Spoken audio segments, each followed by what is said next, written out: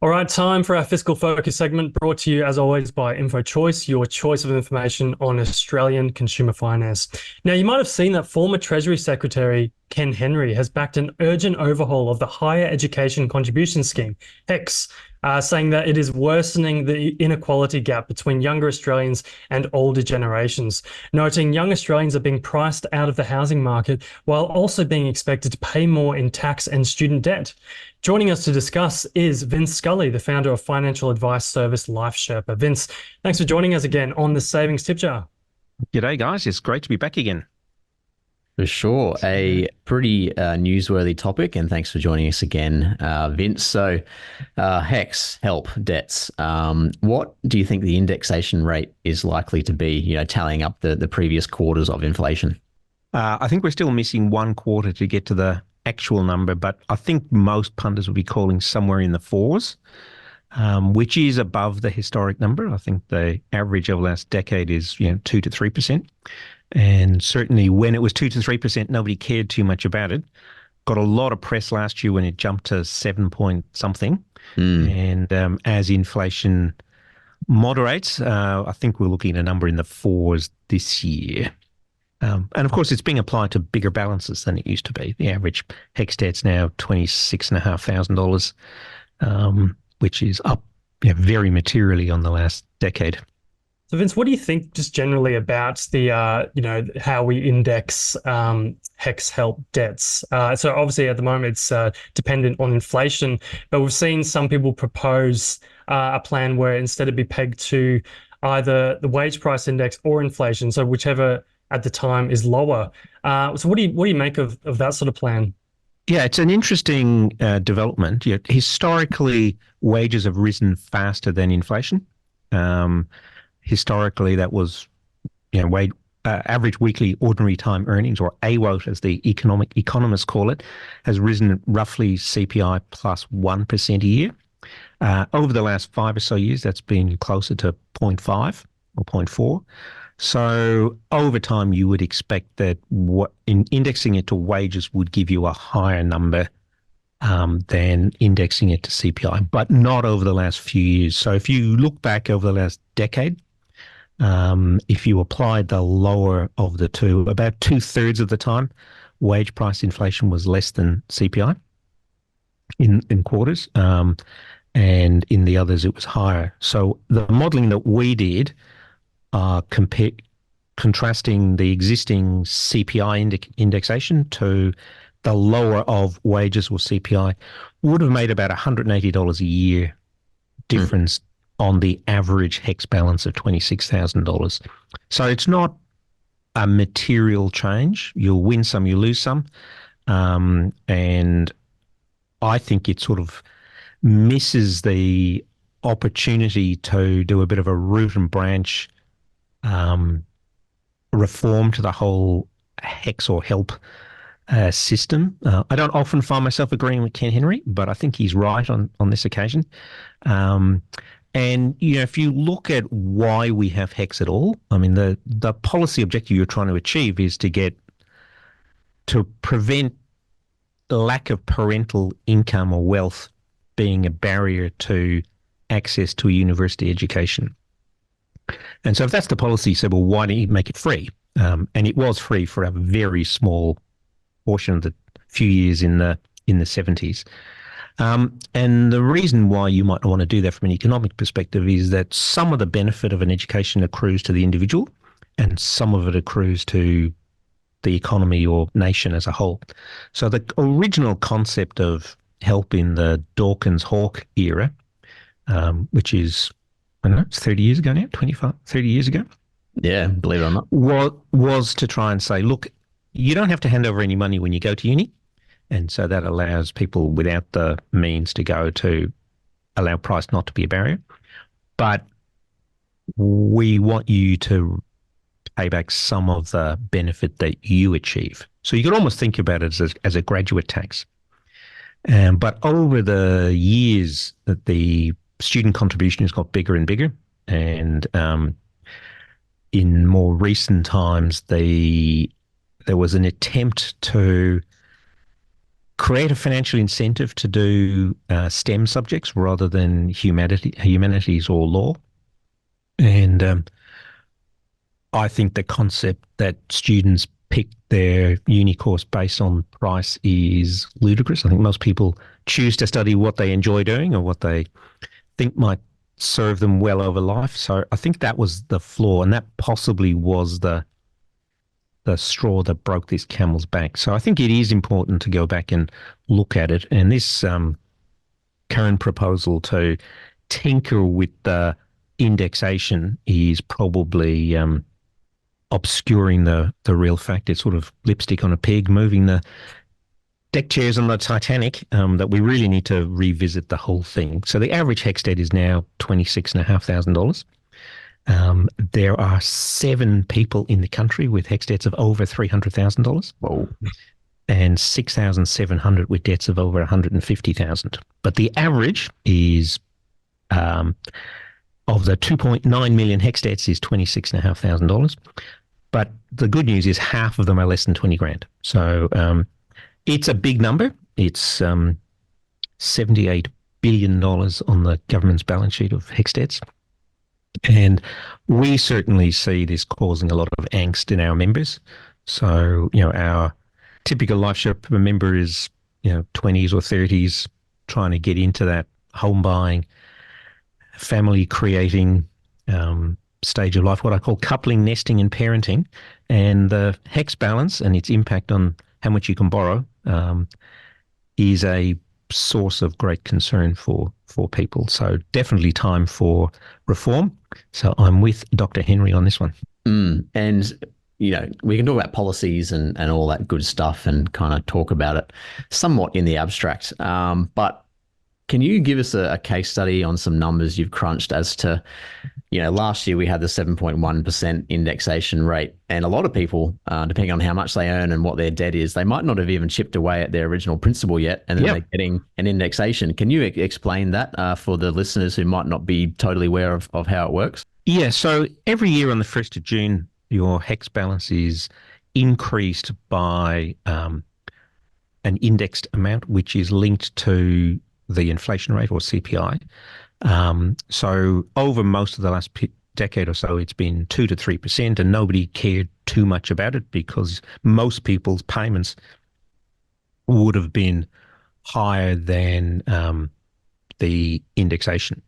Last year, we had a big spike in inflation, largely coming out of the back of the Ukraine war and the strong consumer spending coming out of COVID. And that lifted the indexation to 7 point something percent, which suddenly jolted everyone into reality going, well, actually, this isn't free money. It does carry an interest rate, even if that's a zero real interest rate. It still has a nominal number, and it was 7% last year. So last year, the total HECS indexation was $5.5 billion on that $78 billion balance, which exceeded the total collections of $4.9 billion. So total HECS debt went up. So most people would have seen their debt go up in the last year, even without studying more. And that's happened at the same time as interest rates have gone up and the repayment rates have gone up. So young people with HECS debts are being hit left, right and centre on this one. And it really starts to hit home when it comes to buying your first home. And that's possibly why we're seeing the age of first home buyers now in the mid-30s, whereas it was late 20s not that long ago. We'll explore that a little bit more, Vince. How big an impact does having a HECS debt have on your home loan application? Is that something lenders really seriously consider when they're, deciding whether or not to approve your home loan? Like, is it perhaps better for that person to just wipe out their deposit savings to pay off their HECS debt, but then they've got no deposit for the house? What should someone do if they've got a big HECS debt and they're applying for a mortgage? That is one of the great it depends in personal finance. And I'll show you why in just a moment. But whether you're better off paying it off or not depends on whether you can pay it all off in one go, and how big your deposit is and how much you earn. But for a typical single person earning just over the national average of $90,000, without a HECS debt, they could borrow about $465,000 from a typical Big Four bank. It does vary slightly from bank to bank, but that assumes no other debts, single person average spending. Throw in a HECS debt, regardless of its size, that borrowing capacity drops to $415,000. So that's a $50,000 drop in your borrowing capacity. The more you earn, the bigger that impact. And that's because the reason it affects your borrowing is because it affects your take-home pay. So the size of your HECS debt is a secondary matter. What matters is, well, what is the HECS withholding that the effect of your compulsory HECS payment? And that reduces your take-home pay, which in turn reduces your ability to service a loan. And so with repayment rates going up and interest rates going up, and APRA, the Australian Prudential Regulation Authority, which regulates the banks, has now forced the banks to add a big buffer to allow for rising interest rates. And the prudential regulator, APRA, is forcing banks to add a serviceability buffer, which in all three of those reduce the amount of money you can borrow at the same time as house prices are going up. So the significance of all of that is that 3 years ago, most people were limited with low interest rates, most people were limited by the size of their deposit. Today, and so in that context, you would never have recommended that someone pay off their HECS debt. Today, what we're seeing is that the impact of a HECS debt, particularly for higher income earners, we're seeing that the reduction in borrowing capacity is now very significant. So we're finding people are limited by how much they can borrow, not by the size of their deposit. And so in many cases, you would recommend that someone take some of their deposit and pay down their HECS debt, as long as, and here's the big catch, you get rid of it all, because your balance doesn't affect your repayment amount. So if you can get rid of it completely, so in the case of our $90,000 single, if they took $26,000 from their deposit and paid off their average HECS balance in one go, they lift their borrowing capacity by $50,000, and so the total house that they can afford to buy now goes up by $25,000. Obviously, it depends on how much deposit you've got. So if your deposit is very small, that might increase your lender's mortgage insurance bill.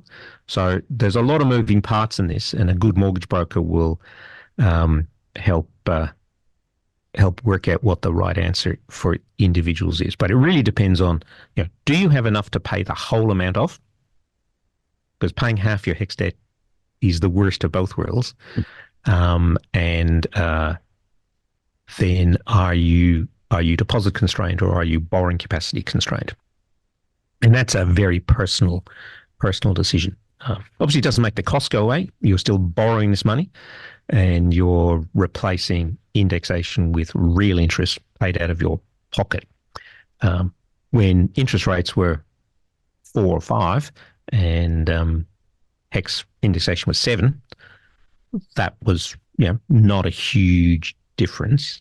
If we go back to normal indexation rates of 2 to 3 and normal interest rates of probably where we are now, we're now at the average over the last 20 years. So you are now comparing 6% on home loans to 3%, 3 to 4% on HECS indexation. So lots of trade-offs to be made there, as are all good financial decisions. It's a trade-off between a whole bunch of things, and there is no one right answer for everybody. Yeah, for sure. And for me, last year I saw writing on the wall with the 7.1, and I elected to pay my $15,000 or $16,000 debt off at the time because I could, ate into my house deposit a bit, but Yep. I figured for me personally it was worth it, and then the increase in take-home pay is pretty nice as well. It is. More money in the savings account with interest rates at 5% on a savings account. It's, to me, it made sense. To me, it was more attractive than maybe someone who's just graduated from med school and they got $150,000 debt or something like that. But Yeah. anyway, that's my little case study there, Vince. But we kind of talked a bit about this at the top of the pod. Around should it be indexed in another way? Are you sort of happy with this approach of inflation? Because you're right, it wasn't really a conversation until last year when it was 7.1% indexation. But now there's a kind of growing conversation around it, the government needing a different approach. Do you agree with this, or are you pretty satisfied with the current indexation?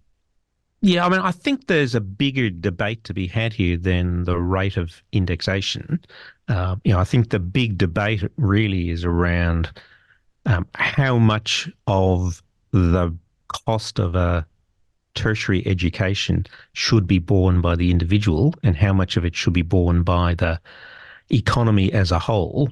Because you have this odd redistribution effect that on average, graduates earn more than non-graduates. And so by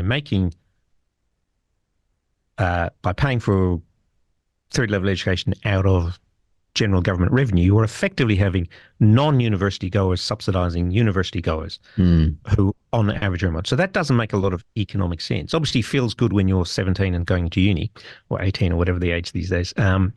But it doesn't make a lot of economic sense. So there has to be some form of sharing, and there has to be some mechanism that allows people in lower socioeconomic circumstances to be able to go to uni. That price should not be a barrier to getting that. We should be making sure that we have our brightest young people getting the benefits of a good education, because it benefits all of us. Both them individually and society as a whole. So we got to get this balance right. And I think while the original Dawkins implementation was probably over generous to not be seen as too big a contrast to the Gough Whitlam few years of economic sunshine, to now where it is becoming a lifestyle burden on graduates. So it does need to be reformed. I'm not sure that indexation on its own is a particularly significant lever in that equation. And yeah, the numbers just don't show that this particular reform will have a material difference. But to graduate with a $26,500 debt, which coincidentally is about the same as the average US graduate. It's obviously a completely different structure. It's not a private sector loan. It doesn't carry real interest. It doesn't carry interest that you have to pay out of your pocket. It doesn't, you don't have to pay it off if you don't get the expected boost in your income, and it dies with you. So it's got a lot of differences, but I think we do now need, some 40 years after, getting close to 40 years since it was introduced, it is time to go back and revisit it. And I think the last few tweaks really, combined with the current economic situation, has made it very tough for young people. And it is time that it got reviewed. Yeah, it's certainly worth discussing and considering for sure, which is, why we have these chats on the Savings Tip Jar podcast. Vince, really appreciate your insights. Thanks so much for your time with us on the Savings Tip Jar. Great chatting again, Harrison and Dom. Look forward to doing this again.